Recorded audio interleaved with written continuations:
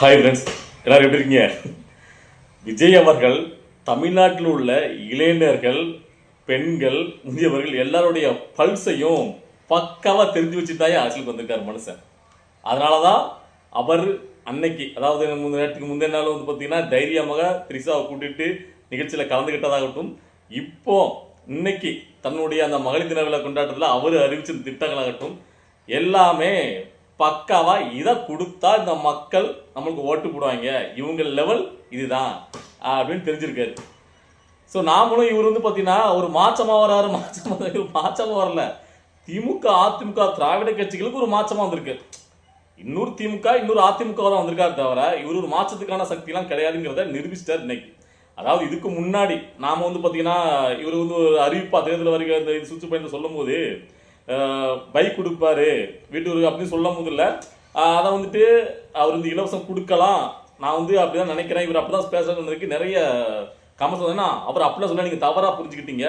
அதாவது நாமளா அதாவது வாங்கிக்கிற அளவுக்கு தகுதியை மேம்படுத்தணும் தான் அவர் சொல்லியிருந்தாரு, நீங்கள் வேணா பாருங்க அப்படின்னாங்க. அப்போ நான் ஒன்று சொல்லியிருந்தேன், இல்லை அவர் முதல் மாட்டு சொல்லியிருந்தாரு, அதாவது மீன் பிடிக்க தெரிஞ்சவங்க மீனை பிடிச்சிக்கிட்டோம், தெரியாதவங்களுக்கு நாம மீனை பிடிச்சு கொடுப்போம் சொன்னார். அதனால அவர் இலவசம் அறிவிக்க வாய்ப்பு இருக்கு அப்படின்னு நான் சொல்லியிருந்தேன். இன்னைக்கு அது உரியாயி.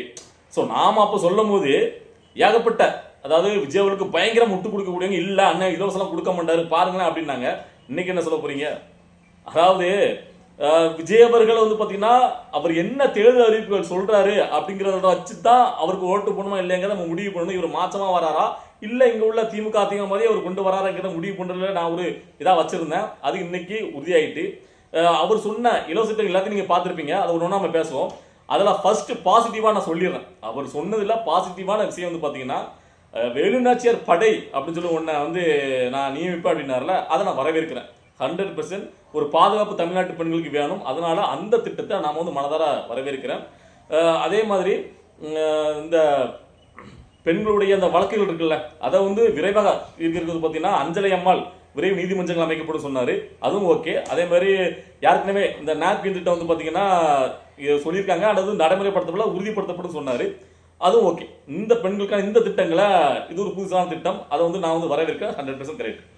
ஆனால் திமுக 1000 கொடுத்தாங்க மகளிருக்கு உதவித்தொகை, இப்போ அதிமுக நான் வந்து 2000 கொடுக்க சொல்லியிருக்கு. இவங்க கூட 500 ரூபா வச்சு 2500. என்னையா இது? அது மட்டும் இல்லை, இலவச மகளிருக்கு இலவச பயணத்திட்டம், இதில் வந்து இவங்க வந்து பார்த்தீங்கன்னா நீங்கள் தமிழ்நாட்டை எங்கே இருந்தாலும் யாருனாலும் எங்கே இருந்தாலும் போகலாம் அப்படிங்கிற மாதிரி சொல்கிறாரு. அதுக்கப்புறம் கேஸ் சிலிண்டர், அதாவது வருடத்திற்கு 6 சிலிண்டர் கொடுப்பாராம் இலவசமாக. இதெல்லாம் பார்க்கும் போதில்ல விஜய் அவர்களுடைய அரசியலில் என்ன ஒரு மாற்றம் இருக்கு? இதை தானே திமுகவும் பண்ணுது அதிமுகவும் பண்ணுது. நீங்கள் என்ன மாற்றமாக வந்து நான் மாற்ற போகிறேன் தமிழ்நாட்டை, நீங்கள் என்ன பண்ண போகிறீங்க? இதுக்கு நான் அதிமுக ஓட்டு போயிடலாம். உண்மையிலே சொல்கிறேன், இதுக்கு ஆசைப்படுற மக்களாக இருந்தால் நீங்கள் அதிமுக ஓட்டு போட்டால், அவர் என்ன சொல்லியிருக்காரு, நான் வந்த உடனே ஆட்சிக்கு வந்த உடனே உங்களுடைய வறுமை கணக்கில் கண்டு குடும்பத்தில் உள்ள ஒரு ரேஷன் கார்டுக்கு 10,000 ரூபா போடுறேன்னு சொல்லியிருக்காரு. வந்த உடனே 10,000 ரூபா, அதுக்கப்புறம் குடும்பத்தில் மாதம் 2,000 ரூபா. எப்படி? ஸோ அப்போ அது பெருசாக இது பெருசாக பார்த்தா அவங்க இன்னும் குடிப்பாங்க. அப்போது நீங்கள் பாருங்களேன் எப்படி இருக்காங்கன்ட்டு. யாருக்குனவே இங்கே 5000 கொடுத்தா தேர்தலுக்கு, நீங்கள் அங்கே கொடுத்தாச்சு, இதெல்லாம் நம்மளுக்கு பார்த்து கடுப்பாகி தான் நம்ம இருக்கோம். அதை நம்ம புரிஞ்சுக்கணும். அதாவது இவங்க இவ்வளோக்குள்ள வாரி வாரி கொடுக்காங்க. யாருக்குனவே தமிழ்நாட்டினுடைய கடனுங்கிறது அதிகமாகிட்டே போகுது. என்ன ஒரு அரசியல் ரீதியாக இந்த நாட்டு அதாவது தமிழ்நாட்டை முன்னேற்ற பாதையில் என்ன மாதிரியான நிலையில் மனநோட்டத்தில் இவங்க இருக்காங்க அப்படின்னு கணக்கு பண்ணால் 0 அப்படி தான் போயிட்டு இருக்கு. ஸோ அப்போ புதுசாக வரக்கூடியவங்க, நம்ம வந்து புதுசாக வரக்கூடியவங்கள சீமான் அவர்களையும் விஜய் அவர்கள் தான் புதுசாக மாற்றம்ட்டு வரக்கூடியவங்க. சீமான் அவர்கள் ஆரம்பத்திலேருந்தே பார்த்தீங்கன்னா நல்ல ஒரு திட்டமாக யோசிச்சு அவர் வந்து புதுசாக அரசியல் மாற்றம்னு சொல்லி அவர் சொல்கிறார். அவர் சொல்கிறதில்ல சில விஷயங்களும் முரண்பாடு இருக்குது, எல்லாத்தையும் நம்ம ஏற்றுக்க முடியாதுன்னு வச்சுக்கிட்டுங்களேன். ஆனால் இங்கே மாற்றம் வரக்கூடிய விஜய் அவர் என்ன சொல்வார் நம்ம எதிர்பார்த்துட்டு இருக்கும்போது இவங்க அப்படியே அந்த திராவிட கட்சிக்கு சொல்லக்கூடிய 1000 ரூபா 2000 ரூபாய்க்கு நான் 2500 ரூபா, இவன் நான் வந்து 6 கேஸ் சிலிண்டர் கொடுக்கேன், இந்த மாதிரி திட்டங்கள் வந்து பார்த்தீங்கன்னா இப்போ அவர் அறிவிச்ச திட்டங்கள் பார்க்க கவர்ச்சிகரமாக இருக்கும். ஸோ அவர் என்ன நான் வந்துட்டு இன்னைக்கு எல்லாரும் நினச்சிருப்பீங்க, அதாவது நேரத்து நம்ம இந்த இஷ்யூவில் வந்து பார்த்தீங்கன்னா பயங்கரமாக விஜய் விமர்சி பேசியிருந்தோம். அவர் என்ன ஒரு தைரியத்தில் அதெல்லாம் பண்ணார் அப்படின்னு கேட்டிங்கன்னா, இந்த மக்கள் நம்ம அந்த புறத்தில் இது பண்ணுறோம்ல, நம்ம இப்படி கூட்டு வருது இதெல்லாம் பெருசாக கண்டுக்க மாட்டாங்க. அவங்களுக்கு நம்ம வந்து இலவசத்தை கொடுத்தா அவங்க வாய முடிக்கிட்டு நம்மளுக்கு ஓட்டு போட்டுருவாங்க. ஸோ திமுக அதிமுக கொடுக்குற அந்த இலவசத்தை விட கொஞ்சம் பெட்டரா ஒரு அதிகமா வச்சு கொடுத்தா நம்மளுக்கு ஓட்டு போட்டுருவாங்க அப்படிங்கிற மிதப்புல தான் அவர் அவ்வளவு தைரியமா இருந்தது. அது மட்டும் இல்லாம அவர் என்ன பண்ணாலும் ஆதரவு தெரிவிக்கக்கூடிய ஒரு கூட்டம் இருக்குல்ல, முட்டுனா முட்டு, உங்க வீட்டுக்கு முட்டு கிடையாது, எங்க வீட்டுக்கு முரட்டு முட்டு கொடுக்கக்கூடிய. ஸோ அந்த பெண்கள் ஆண்கள் இருக்கிற வரைக்கும் நாம வந்து எதை வேணா பண்ணலாம், நம்மளை யாரும் கேள்வி கேட்க மாட்டாங்க, நம்ம தான் விலக்கு கொடுக்க போறது கிடையாது, நாம நினைச்சா சொல்லிட்டு போயிடலாம் செலுத்து போயிடலாம் அப்படின்ட்டு. இன்னும் இருக்கு இலவச திட்டங்கள், அவர் இன்னும் செய்வார். ஏன்னு கேட்டீங்கன்னா அவர் வந்து 1 to 1 பார்த்தோம்னு அப்படிங்கிற முடிவில் இருக்காரு. ஸோ அதனால திமுக அதிமுகவோட பெற்ற இலவசத்தை அவர் கொடுப்பாங்கிறது இதுல வந்து நம்மளுக்கு தெரியுது. அப்போ இந்த பெண்கள் இருக்காங்கல்ல, அவங்களெல்லாம் பார்க்கும்போது, ஏன்னா இன்னைக்கு அந்த மகளிர் பற்றி நம்ம பேசியிருந்தோம்ல, அதுல ஏறின பெண்கள் எல்லாம் பார்த்தீங்கன்னா விஜய் அவர்களை உட்கார வச்சுட்டு வந்து பார்த்தீங்கன்னா பெண்களுக்கு சம உரிமை கொடுக்கணும், பெண்களுக்கு பாதுகாப்பு இருக்கணும், பெண்கள் தான் ஒரு வீட்டோட கண்கள், பெண்கள் படிச்சாதான் இப்படி ஆயிடலாம், பெண்களுக்கு மதிப்பு கொடுக்கணும் அப்படின்ட்டு பேசுறாங்க. எனக்கு பேசும்போதெல்லாம் எனக்கு வந்து பார்த்தீங்கன்னா நான் விஜய் அவர்கள் அந்த இதை பார்த்துட்டே இருக்கேன். அது எப்படியா, அதுக்கெல்லாம் ஒரு தனியா ஒரு கட்சி எடுக்கிற மாதிரி இல்லை. நான் கேட்குறேன், தன்னுடைய அம்மாவை, அதாவது ஒரு மகளிர், தன்னை கட்டிக்கிட்ட மனைவி ஒரு மகளிர், தான் பெத்தெடுத்த பெண் ஒரு மகளிர், அவங்களையே மதிக்காத, அவங்களுடைய மனசை புரிஞ்சிக்காத அவரு, அவங்களுக்காக எதுவும் பண்ணணும்னு நினைக்காத ஒருத்தர், இந்த நாட்டில் உள்ள மக்கள் பெண்களுடைய மனசை மட்டும் புரிஞ்சுக்கிட்டு அவங்கக்காண்டி எல்லாத்தையும் பண்ணிடுவாரா? நான் கேட்குறேன். இந்த இடத்துல எனக்கு அந்த மகளிர் தின ஃபங்க்ஷனை ஃபர்ஸ்ட் ஸ்டார்டிங்ல இருந்து நம்ம பார்க்கும்போது, நம்ம என்ன இருந்தாலும் விஜய் அவர்களுக்கு தொடர்ந்து நம்ம சப்போர்ட் பண்ணிக்கணும், விஜய் அவர்களுக்கு பிடிக்கும், ஓகேவா? அது இதுக்கு முன்னாடி பிடிக்கும். இப்போ அந்த இதை பார்த்துல தான் அவர் ஃபேஸை பார்க்கும்போது நமக்கு அந்த கொஞ்சம் எரிச்சலாக இருக்கு. ஏன்னா அந்த அந்த நிகழ்வை பார்த்ததுக்கு அப்புறம் நான், ஏன்னா இது வரைக்கும் நான் எப்படி நடிச்சது கேட்டீங்கன்னா, விஜய் அவர்களை அதை எல்லாரும் அவரை பற்றினா, அவர் வந்து பார்த்தீங்கன்னா பிள்ளைங்களை கண்டுக்கல, பிள்ளைங்களை உதவிட்டாரு, பொண்ணாட்டியை உதவிட்டாரு, அவர் தனியாக இருக்கு அப்படின்னு சொல்லும்போது நம்பலை. சங்கீதாவில் வழக்கு தொடுக்கும்போது கூட நம்ம வந்து உரிய நம்பலை. எப்போ இவர் வந்து ஜோடியாக வந்து மேடை ஏறின ஒரு த்ரீஸா கூட அப்போ தான் எனக்கு தெரியுது. அப்போ எனக்கு அப்படிப்பட்ட ஆட்கள் பிடிக்காது. ஏன்னா நீங்கள் வந்து மனைவியை விடுங்க, அவங்க கூட ஏதாவது ஈவாகவும் கணவன் மனைவி பிரச்சனை எல்லாருமே இருக்குது. ஆனால் பெத்த பிள்ளைங்கன்னு ஒன்று இருக்குல்ல, பெத்த பிள்ளைங்களை எவ்வளோ பெரிய ஆண்கள் பொண்ணு சண்டை போட்டாலும் பெத்த பிள்ளைங்க விட்டு கொடுக்க மாட்டான். பிள்ளைங்கிட்ட மன்னிச்சிருங்க பிள்ளைகிட்ட விழுந்துருவான். பிள்ளைங்க என்னதான் அடிச்சாதுட்டாலும் பிள்ளைங்கிட்ட வாங்கிடுவான். பிள்ளைங்களே எனக்கு முக்கியம் இல்லை, விட்டு கொடுக்காம அதுக்காக ஃபைட் பண்ணால் பிள்ளைங்க கூட வச்சுன்னு பார்ப்பா, பிள்ளைங்கிட்ட அன்பை பொழிவான். ஒரு பிள்ளைங்க எப்போ அந்த அப்பாட்ட வந்து விலங்கு கேட்டீங்கன்னா, தாய்க்கு ஏதாவது நடக்கும்போது, தாய் வந்து காயப்படும் போது அது பிள்ளைங்க வந்து தாய் பக்கம் தான் போகும் இயல்பா. பெற்றவங்க தாய் பண்ணதான் அப்பா இருக்கும். ஸோ அப்படிப்பட்ட அப்பா தகப்பனா இருக்கும்போது பிள்ளைகளுக்காண்டி விட்டு கொடுத்து போகணும் அந்த இடத்துல. இப்போ நான் ரொம்ப இல்லை, நீ சினிமாக்காரங்கனால சினிமா சம்மந்தமாக சொல்கிறேனே. இப்போ அவர் அரசு பண்ணிட்டாரு சினிமாவில், தனுஷ் ஐஸ்வர்யா அவங்க கல்யாண முறிவு வந்திருக்கு, அவருக்கு ஏகப்பட்ட சர்ச்சை. ஆனால் அவர் தான் பிள்ளைங்களை எல்லா இடத்துலையும் கூப்பிட்டு வர்றாரு, அன்பா இருக்காரு. ஸோ தான் குழந்தை கூப்பிட்டு வர்றாரு.